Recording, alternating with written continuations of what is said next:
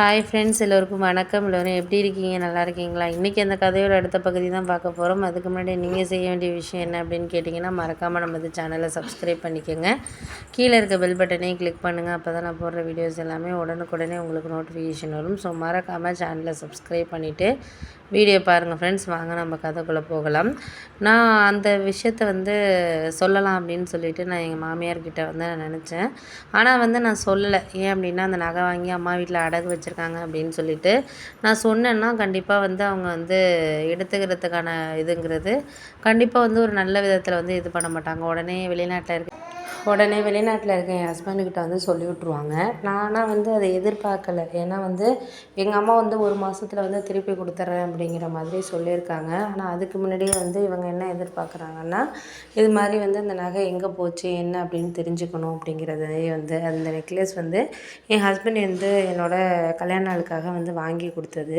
அதனால் அவங்க என்ன நினைக்கிறாங்கன்னா, அதை மட்டும் காணுமே அப்படிங்கிற மாதிரி அவங்க யோசிச்சுக்கிட்டே அதை தான் அவங்க யோசிச்சுக்கிட்டு இருந்தாங்க. சில விஷயங்களை நம்ம என்ன தான் இது பண்ணாலும் சில விஷயங்கள் அவங்களுக்கு அந்த குறை கண்டுபிடிக்கிறதுலே இருக்கக்கூடிய ஒரு ஆள் தான் எங்கள் மாமியார். அதனால் குறை கண்டுபிடிக்கிறதுக்காகவே எப்படியாச்சும் இது என்ன ஏதுன்னு தெரிஞ்சுக்கணும் அப்படின்னு சொல்லிட்டு, அடுத்த ஒரு ஃபங்க்ஷன் வருதில்ல, அதுக்கு நீ கண்டிப்பாக அதை போட்டுட்டு வா அப்படிங்கிற மாதிரி சொன்னாங்க. ஆனால் நான் லாக்கரில் வச்சுருக்கேன் அது இதுன்னு சொல்லிட்டு நான் சமாளித்தேன். இருந்தாலும் சமாளித்தாலுமே அதை ஒரு சொல்லக்கூடிய ஒரு இதாக இல்லை. அவங்க என்ன நம்ம சமாளித்தாலுமே ஏதோ ஒரு விஷயம் நான் யார்கிட்டயோ கொடுத்துருக்கேன் பண்ணியிருக்கேன் அப்படிங்கிறத மட்டும் அவங்க நல்லா தெளிவாக இது பண்ணிட்டாங்க. அதனாலேயே அவங்க அதை எடுத்துக்கிற விதத்துக்கு யோசிச்சுக்கிட்டே இது பண்ணிக்கிட்டு இருந்தாங்க.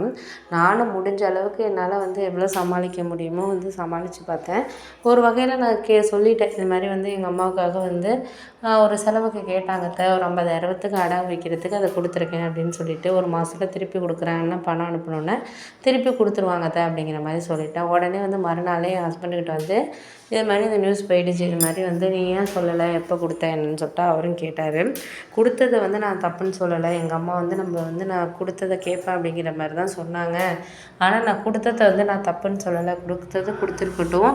ஆனால் இருந்தாலும் என்கிட்ட ஒரு வார்த்தை சொல்லியிருக்காங்கல்ல, இது மாதிரி நான் மாதம் மாதம் உனக்கு பணம் அனுப்புகிறேன், எல்லாமே பண்ணுறேன். அப்படி இருக்கிறப்ப நீ என்கிட்ட சொல்லியிருந்துருக்கலாம்ல அப்படின்னோடனே, இல்லை சொல்லியிருந்துருக்கலாம், நான் இல்லைங்க. இருந்தாலும் அந்த நேரத்தில் எனக்கு நீங்கள் ஏதாச்சும் அப்போயே நீங்கள் பணம் அனுப்புறதுக்கு ரொம்ப கஷ்டப்பட்டுட்டு இருந்தீங்க, லோன் பணம் கட்டுறதுக்குலாம். ஆனால் அடகு வைக்கணும்னு நீங்கள் சொல்லலை.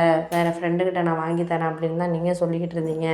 அதனால எனக்கு கொஞ்சம் மனசு என்னடா இதை நம்ம அம்மாக்கிட்ட கொடுத்துருக்கோம், இவரும் பணத்துக்கு கஷ்டப்பட்டுட்ருக்காரு, இந்த நேரத்தில் இவர் கூட அடகு வைக்க வேண்டாம்னு தானே சொல்கிறாரு அப்படிங்கிற மாதிரி நான் யோசிச்சுக்கிட்டே இது பண்ணிக்கிட்டு இருந்தேன்.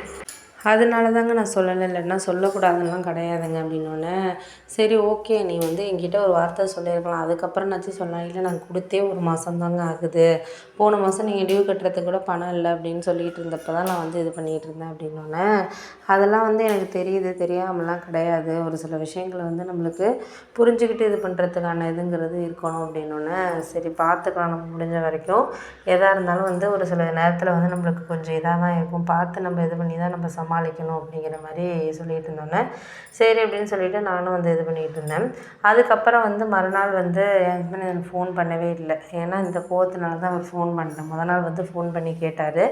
மறுநாள் ஃபோன் பண்ணவே இல்லை. நான் நினச்சிட்டேன், சரி கோவமாக இருக்கார் போல இருக்குது. ஏன்னா எங்கள் மாமியார் ஏதோ சொல்லி விட்ருக்காங்க அப்படிங்கிற மாதிரி நேற்று நைட்டும் பேசினாங்க, ஏதோ சொல்லியிருப்பாங்க போல இருக்குன்னு சொல்லிட்டு நான் எங்கள் அம்மா கிட்ட கேட்டதுக்கு, அண்ணன் அடுத்த வாரம் பணம் அனுப்புகிறேன்னு சொல்லியிருக்கேன், நான் திருப்பி கொடுத்துட்றேம்மா, நான் மாப்பிள்ளைகிட்ட வேணாலும் ஃபோன் பண்ணி வேணாலும் நான் அண்ணனை பேச சொல்கிறேன் அப்படின்னோடனே, சரிம்மா நீ எதுவும் பேச வேணாம்மா, பேசுனா பிரச்சனை தான் வரும், தேவையில்லாது இருக்கட்டும். நம்ம முடிஞ்ச அளவுக்கு எதாக இருந்தாலும் ஒரு சில விஷயங்கள் நம்ம கொஞ்சம் பொறுமையாக தான் இது பண்ணணும். இப்போதைக்கு அவர் எது பேசினாலும் இது பண்ணுற மாதிரி இல்லை. அவங்க அம்மா ஏதோ நல்லது மாதிரி இது பண்ணிகிட்ருக்காங்க. நாத்தனாருக்கு அவங்க நகை வாங்கி கொடுத்துட்டு என் பையன்கிட்ட சொல்லாதுன்னு சொன்னப்போலாம் நான் 3 மாதம் வரைக்கும் சொல்லாமல் தானே இருந்தேன். அப்போல்லாம் மட்டும் என் பையன்கிட்ட சொல்ல வேண்டியதுன்னு பண்ண வேண்டியதுன்னு அப்போல்லாம் மட்டும் சொல்லலை, பண்ணலை. இப்போ மட்டும் எதுக்கு சொல்லணும்?